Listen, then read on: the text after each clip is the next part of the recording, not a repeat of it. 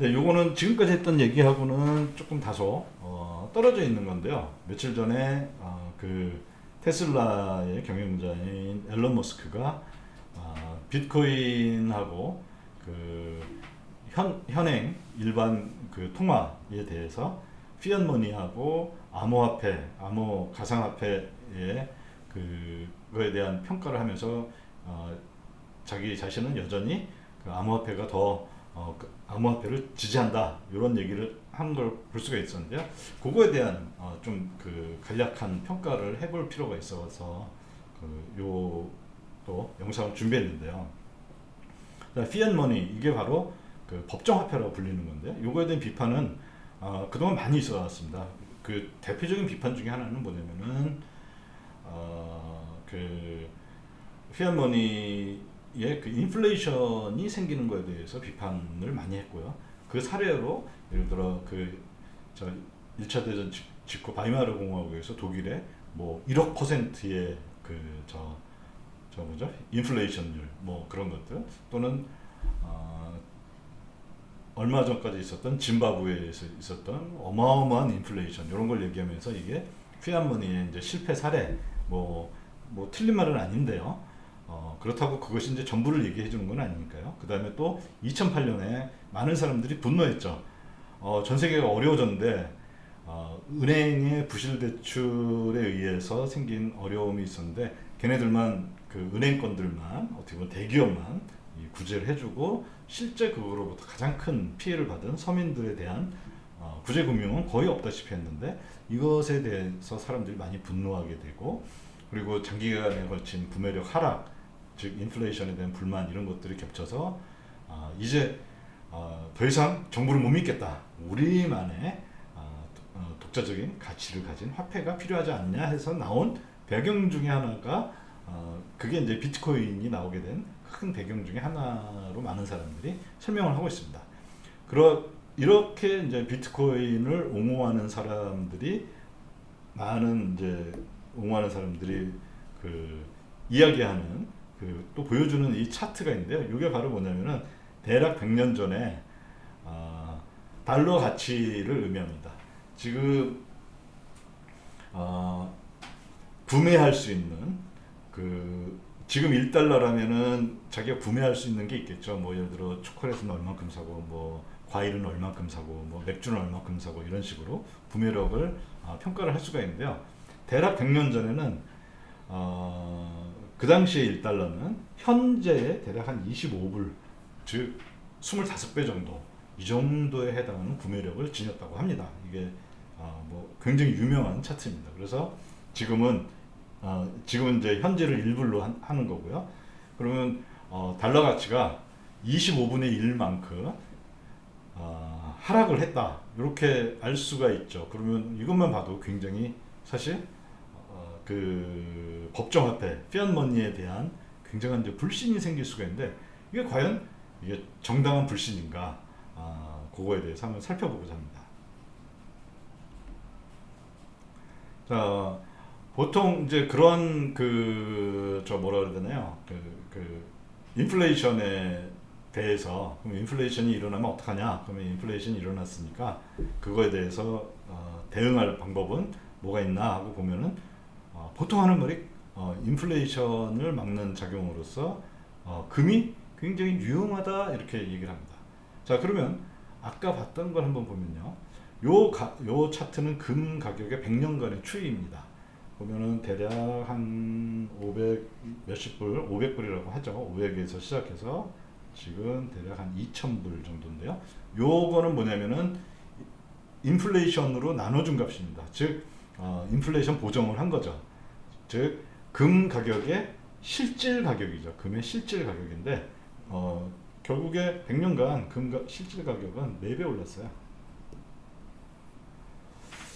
그러면 인플레이션은 만약에 금이 정확하게 인플레이션을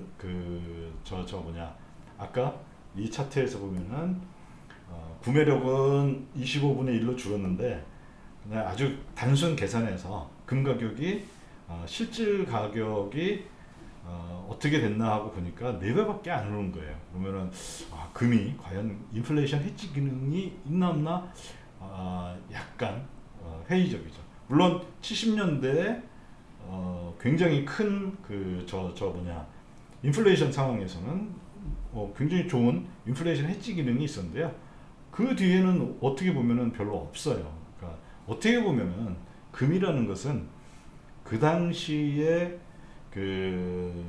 장기적인 흐름입니다. 단기적으로는 인플레이션 해지 기능이 굉장히 이제 그런 것들이 있는데, 장기적으로 보면은 그닥 그렇게 큰 인플레이션 해지 기능을 갖고 있는 것 같지는 않습니다.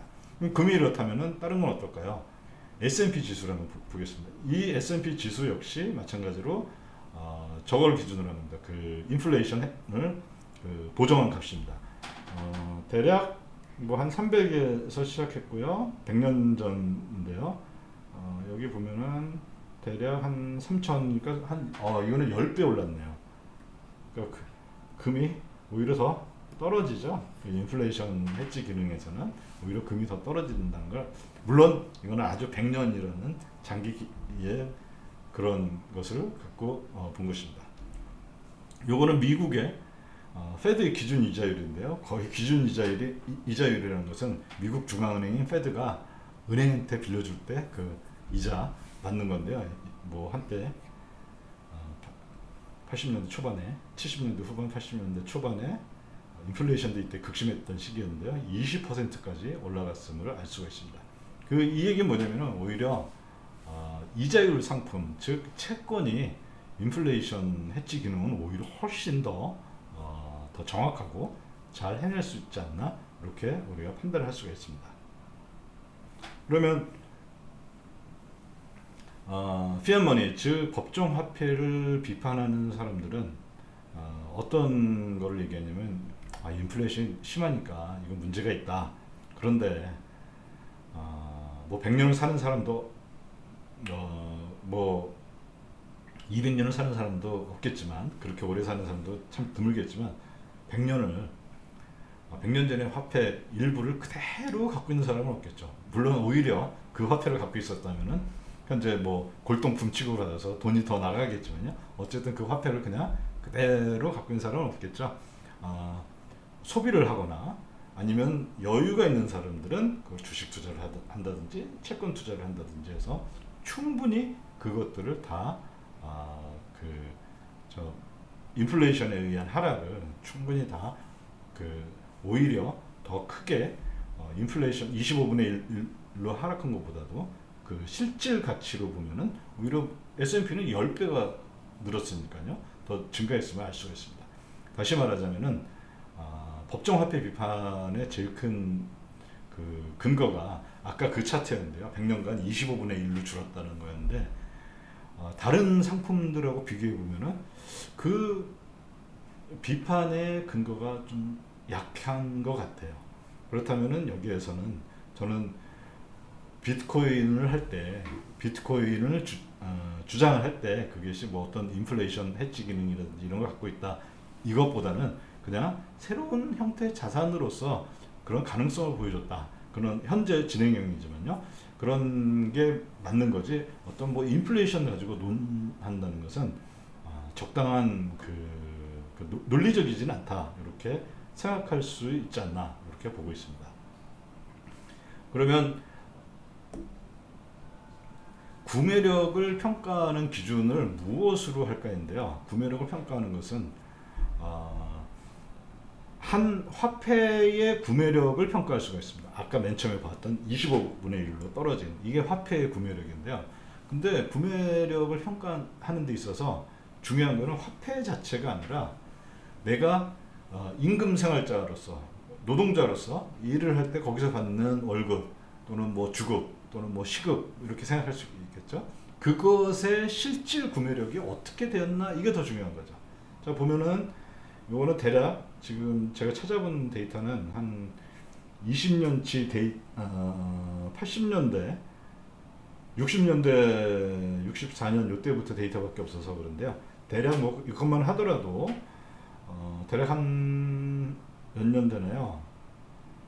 60년 가량의 데이터인데 보시면은 실질 임금 저 그 물가로 나눈 거죠. 실질 임금의 추이는 보면 많이 오르지는 않았어요. 20불에서 시간당 대략 한 4불, 3불, 23불 정도 이 정도인데요. 어쨌든 이렇게 감소하는 시기도 있었지만 결국에 그냥 뭐 평균으로 치면 그냥 이렇게 유지가 되고 있다. 이 정도 우리가 생각할 수가 있겠죠. 그 얘기 뭐냐면은 우리가 구매력을 평가할 때는 중요한 거는 화폐 자체의 구매력이 아니라 우리 실질 임금의 구매력이 오히려 더 중요한 거겠죠. 왜냐면은 우리는 임금 자체는 보면은 쭉 우상향하지만 그게 저걸로 나누면요, 물가로 나누면 이런 식으로 안정적임을 알 수가 있습니다. 물론 오르면 더 좋았겠지만요. 어쨌든 크게 변하지 않고 실질 구매력은 최소한 유지가 된다는 걸 알 수가 있는데요. 이것은 화폐를 100년 기간이라는 기간을 놓고 보면은 화폐 구매력 자체는 감소했지만은 우리가 받는 월급도 올라가기 때문에, 그리고 더 빠른 속도로 올라가기 때문에 물가를 감안하더라도 이렇게 화폐의 그 실질 임금의 구매력은 변하지 않았음을 알 수가 있습니다. 지금 제가 했던 내용은 결국에는 비트코인의 그 어떤 우수성을 얘기할 때 뭐 인플레이션, 피앗머니하고 했을 때, 피앗머니 법정화폐 비교했을 때 어떤 인플레이션에 대한 우려가 없다. 그렇지만 그거보다는 그런 식으로 접근하기보다는 오히려 그냥 비트코인은 새로운 형태의 자산이다. 그리고 흔히 표현하기를 디지털 골드, 디지털 금이라고 얘기하죠. 그러니까 디지털 자산 또는 뭐 암호 자산, 새로운 형태의 자산의 측면에서 바라보는 것이 오히려 더 논리적이고 합당하지 않은가. 즉 다시 말하자면 어떤 그 구매력, 달러 자체 구매력 하락으로 인해서 법정화폐가 의미 없다라는 것은 좀 논리적으로 맞지 않나, 이렇게 생각을 해 봅니다. 네, 오늘은 여기까지 그 CBDC와 또 비트코인, 피앗머니, 법정화폐와 비트코인, 그리고 그 스테이블 코인, 이것에 대해서 간단히 살펴보았습니다. 네, 감사합니다.